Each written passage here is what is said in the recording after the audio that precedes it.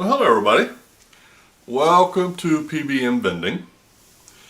Today's show is going to have some visual effects. Now, here's the issue that I had and the solution that I came up to it. Keys and how to use them and store them and have quick access to the right key at the right time. Sounds silly, but I knew from experience, not so. Let me show you what I mean. Our ministry is called Prayer Box Ministry. And the reason that it's called that is because we have prayer boxes. And these boxes, if you can see on the back, has a little latching mechanism there. You put a little suitcase lock on there. And then when people put their prayer requests on the top here, and this back here is a door that flips open. See, here's the hinges. You pull it forward and you get inside and get your, here, let me show you. See, it flips open like that. And there's inside is the prayer request. You close it, pull this up like that and lock it. All right. Now we have, and I've not counted, 10 or 15 of those out. At one point we had 20 or 30 out. But anyway, so when I go around and collect on those, here's the set of keys that I use. Now, I don't know how well you can or can't see those, but now I've been doing this for 15 years, okay?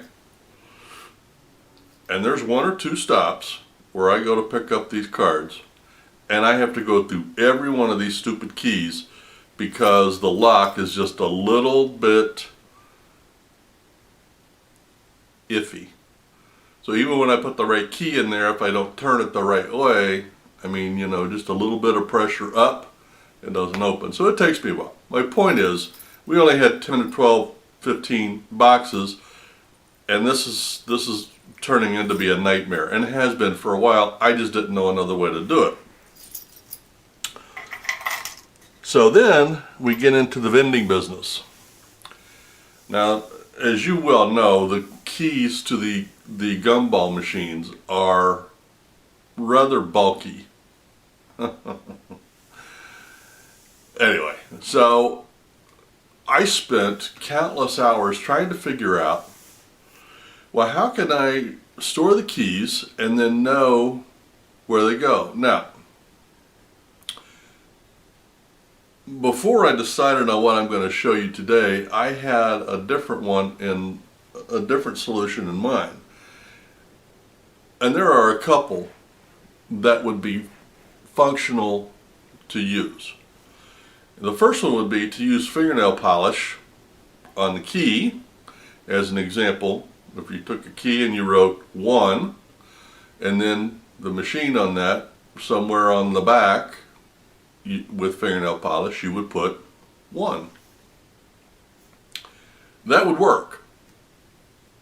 The problem with that is, if somebody decided they wanted to mess with you, they could scratch the fingernail polish off, they could add numbers to it. There's a lot of things that could go wrong with that plan.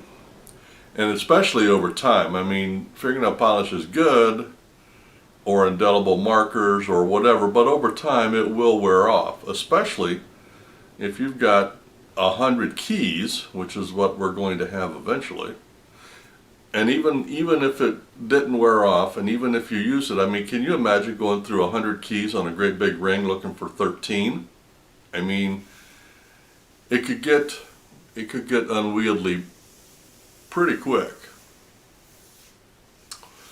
What was the other one would be to do just like I did. Just get a great big ring and throw the keys on there and deal with it as you went. The other way would be, and I think a lot of guys do this, is every machine they get, if they buy a new one, they request a certain key.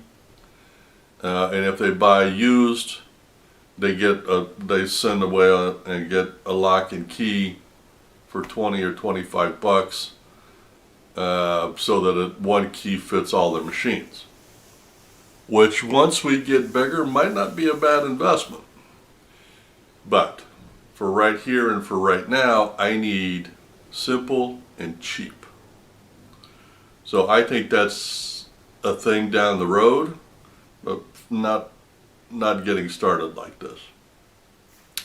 So here's what I came up with. Oh, the other problem was, how was I going to keep record on when I filled this machine up and how long it took to go through the candy? And I mean, these were all questions that I was dealing with at about the same time. Here's what I came up with. So first off, we have a plastic holder. And I don't know if you can see this or not, but it's wide enough to hold manila envelopes. It's deep enough to hold, I don't know, 50 to 100 manila envelopes. And it's got a lid on it. It's plastic, so when I'm done with it, I can put it back underneath my thing and be done with it. Now, each one of those manila envelopes represents a business where a machine is at. Okay? So I have them sitting in my thing like this as an example. So then I go in, I service the machine, and when I come back out, I sit it this way in that plastic holder. That way I know I've been to this particular thing, and I just run the route until I'm completely done. Okay? So inside the manila envelope that I get into at each stop, we have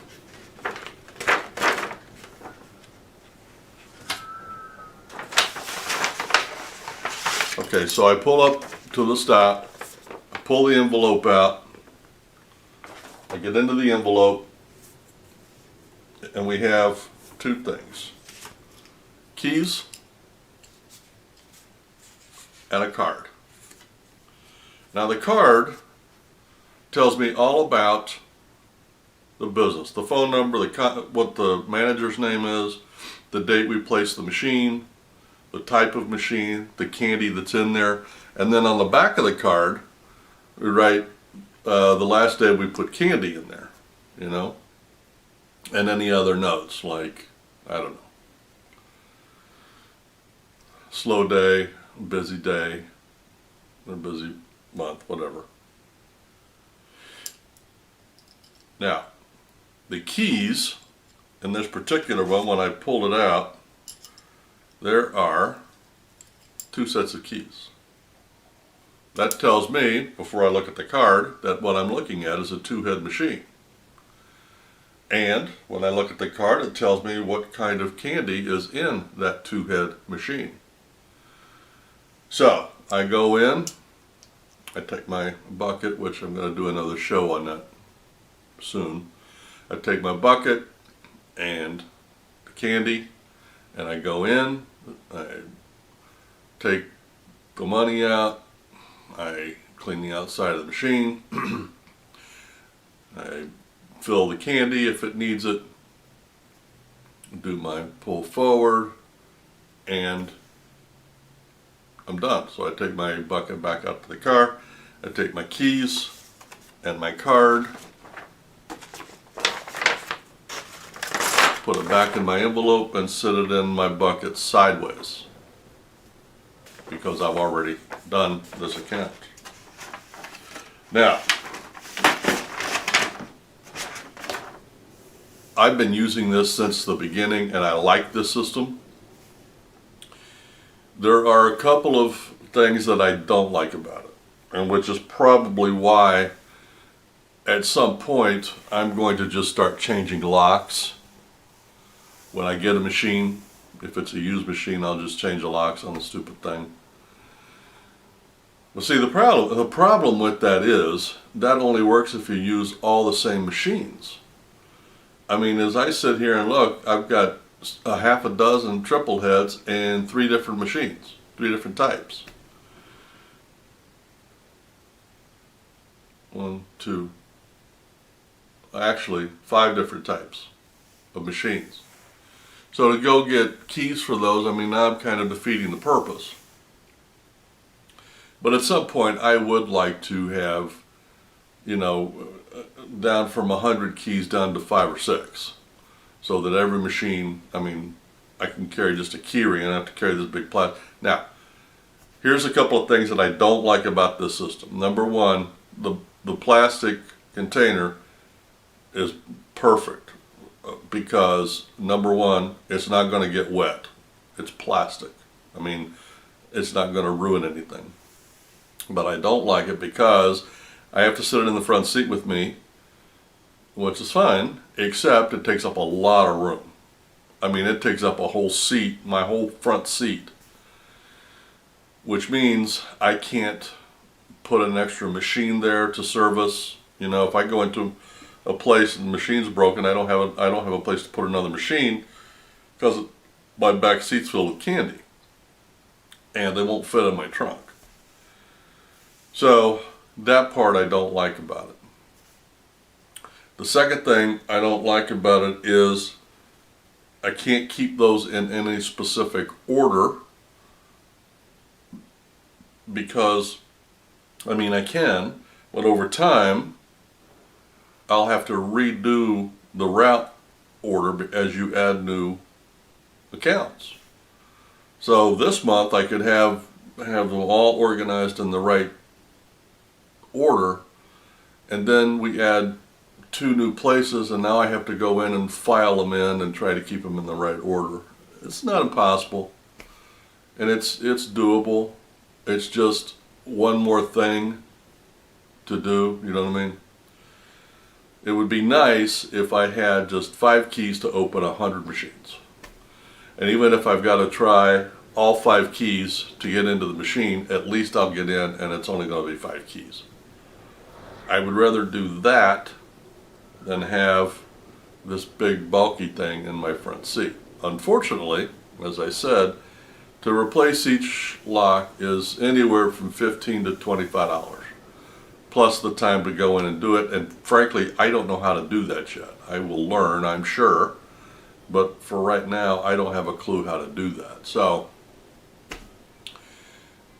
but anyway, that's how we solved the key and the information part on the business, and it works great. I recommend it, and it cost me $5 for the plastic thing, more or less, and the envelopes I had sitting around the house. You could actually use just regular letter envelopes. You could do that and just use a little flat thing that would sit in your front seat. But that's how I did it. That's what we're doing for now, and I like it, and it's functional. So anyway, if you were concerned about your keys, how to organize them, and how to keep information on each account separate from the rest and easy to get to, this system will do that. Well, that's about all I wanted to talk about today. The next video I think I'm going to do is on my bucket, and we'll talk about the bucket list in our next video. We'll see you next time.